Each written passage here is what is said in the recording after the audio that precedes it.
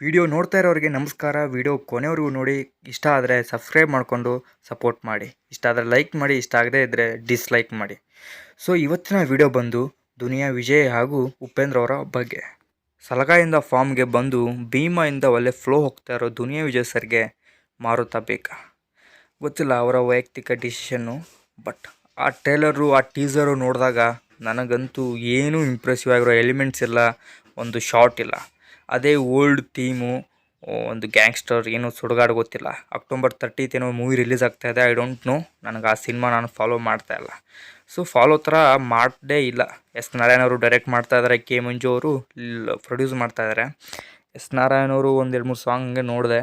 ಅವರೇ ಮ್ಯೂಸಿಕ್ ಮಾಡ್ತಾ ಇದ್ದಾರೆ, ಅವರೇ ಲಿರಿಕ್ಸ್ ಬರೆದಿದ್ದಾರೆ. ಸೊ ಗೊತ್ತಿಲ್ಲ, ಅವಾಗೇನೋ ಚೆನ್ನಾಗಿರೋ ಡೈರೆಕ್ಟ್ರು, ಬಟ್ ಇತ್ತೀಚಿನ ದಿನಗಳಿಗೆ ಅವರು ಸೂಟ್ ಆಗಲ್ಲ ಇತ್ತೀಚಿನ ಡೈರೆಕ್ಷನ್ಗೆ ಅಂತ ನನ್ನ ಅಭಿಪ್ರಾಯ. ದುನಿಯಾ ವಿಜಯ್ ಅವರು ಮತ್ತೆ ಡಿಸಿಷನ್ ಮೇಕಿಂಗಲ್ಲಿ ಎಡುತ್ತಾ ಇದ್ದಾರೆ ಅನ್ನೋದು ನನಗೆ ಯಾಕೋ ಇದಾಗ್ತಾ ಇದೆ.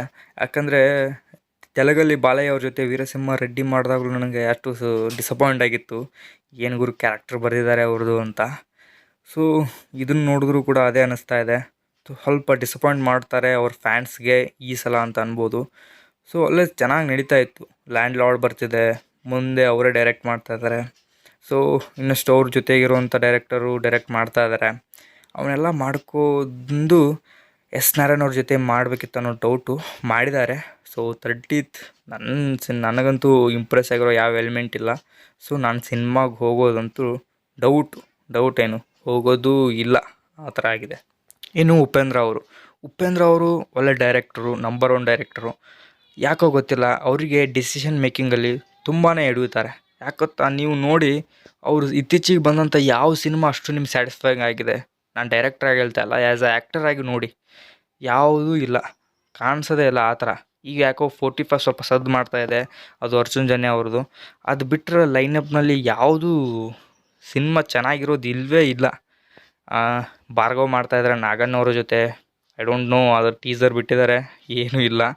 ಆಮೇಲೆ ಗೆರಿಲ್ಲಾ ವಾರ್ ಓಂ ಪ್ರಕಾಶ್ ರಾವ್ ಅವ್ರ ಜೊತೆ. ಓಂ ಪ್ರಕಾಶ್ ರಾವ್ ಅವರು ಒಳ್ಳೆ ಡೈರೆಕ್ಟರ್, ನಾನು ಒಪ್ಕೊಳ್ತೀನಿ. ಬಟ್ ಇತ್ತೀಚಿನ ದಿನಗಳಲ್ಲಿ ತೊಗೊಂಡಂಥ ಟೆಕ್ನಾಲಜಿ ಇದಾಗಿರ್ಬೋದು, ಅವರ ಡೈರೆಕ್ಷನ್ಗೆ ಈ ಇತ್ತೀಚಿನ ದಿನ ಮ್ಯಾಚ್ ಆಗಲ್ಲ ಅನ್ಕೋತೀನಿ. ಸೊ ಏನು ಗುರು ನೀನು ಇನ್ನೂ ಫಿಲ್ಮೇ ಬಂದಿಲ್ಲ, ಈಗಲೇ ಮಾತಾಡ್ತಾ ಇದೆಯಾ ಅನ್ಬೋದು.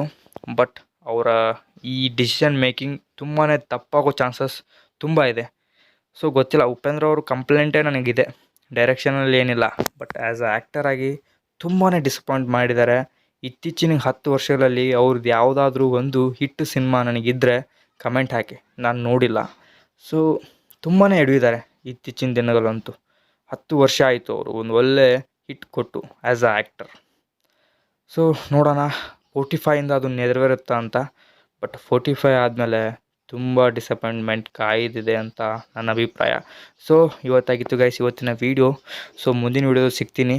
ಕೊನೆವರೆಗೂ ನೋಡಿದರೆ ಇಷ್ಟ ಆದರೆ ಲೈಕ್ ಮಾಡಿ, ಅದೇ ಥರ ಸಬ್ಸ್ಕ್ರೈಬ್ ಮಾಡಿಕೊಂಡು ಸಪೋರ್ಟ್ ಮಾಡಿ ಅಂತ ಹೇಳ್ತಾ, ಇದು ನನ್ನ ವೈಯಕ್ತಿಕ ಅಭಿಪ್ರಾಯ. ನಿಮಗೆ ಅನಿಸಿದ್ರೆ ನೀವು ಡಿಸ್ಲೈಕ್ ಕೂಡ ಮಾಡ್ಬೋದು. ಸೊ ಮತ್ತೆ ಸಿಗ್ತೀನಿ. Signing off Karthik.